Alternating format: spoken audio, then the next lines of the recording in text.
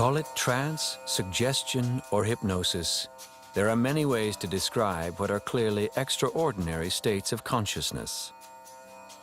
But even after hundreds of years of scientific investigation, we are only beginning to glimpse the reality that lies behind these words. 12, 13, 14. There are different ways of doing hypnosis, and it really depends on the client, how the client responds and what their needs are. There's something called direct suggestion, which is like affirmations, where you repeat them frequently, the same sort of phrase according to whatever the client needs. There's also regression therapy, so you go back to the cause or the initial sensitizing event to find out what caused that event. Or we might use some systematic desensitization in hypnosis, which lets them walk through it step by step while they're in hypnosis to feel the feeling, and of course the more you do that, the more the feeling dissipates. And by the end of the session, you find you're not fearful anymore. Now, occasionally it takes 2 sessions, or well, we've never had 3 here, but most of the time, a fear can be cleared in 1 session. Many people would say that it's not necessarily the choice of the therapy, but rather the choice of the therapist that is crucial. It's amazingly simple to hypnotize people. You need a quiet room most of the time. You need to have a subject who is relaxed, has an open mind, is receptive to what you're going to tell them. People tend to assume that their conscious experience, their awareness, is like a carbon copy of reality. And one of the things we learn from hypnosis is that it's not. That like their awareness is sort of like virtual reality, and hypnosis can be used to modify that virtual reality in fairly far-reaching ways. It's also deep therapeutic trances where we can abreact negative emotions if necessary and get back to a lot of root problems like phobias and things and clear them up as well. It's a lot of things. And just begin to follow your breath. And as you begin to follow your breath, that's right. Just go deep inside yourself and find your heartbeat. Hypnosis is a means of bypassing the critical conscious mind and accessing the subconscious mind. It's what we call every day in trance, when we go into trance, or when we daydream, or when we become creative.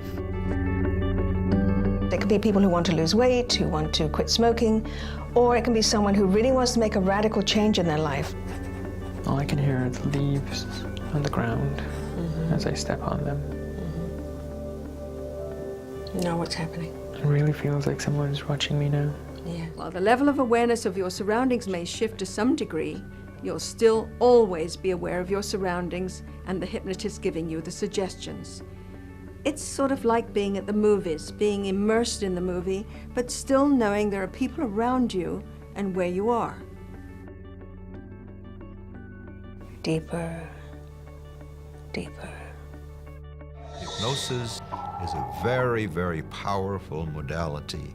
We don't yet know how far we can go with it, but we can go to, we can have extremely impressive results in all sorts of situations. Put very simply, hypnosis is a state of trance in which you choose to become highly responsive to suggestions. During hypnosis, your brain waves move into the alpha range, and suggestions are able to bypass your critical conscious mind and access your subconscious mind directly. Why is that important? Well, because your subconscious mind contains all of your emotions, all of your habits, your patterns, both good and bad. We need to find a way to access it. And hypnosis is the most powerful way to do that. And as you walk along that corridor, one of these doorways will beckon you in. And tell me where you are and who you are.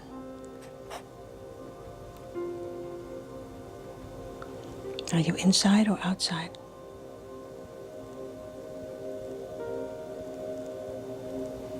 Outside. You know, there are perfectly intelligent people who think they've had all these past lives.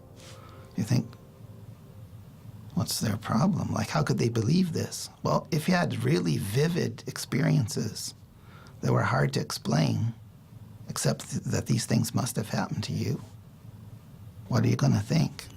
Hypnosis is like trying to hold on to smoke. The more closely you look at it, the more abstract and strange it becomes, and the harder it is to get your hands around it. Do I believe in past lives?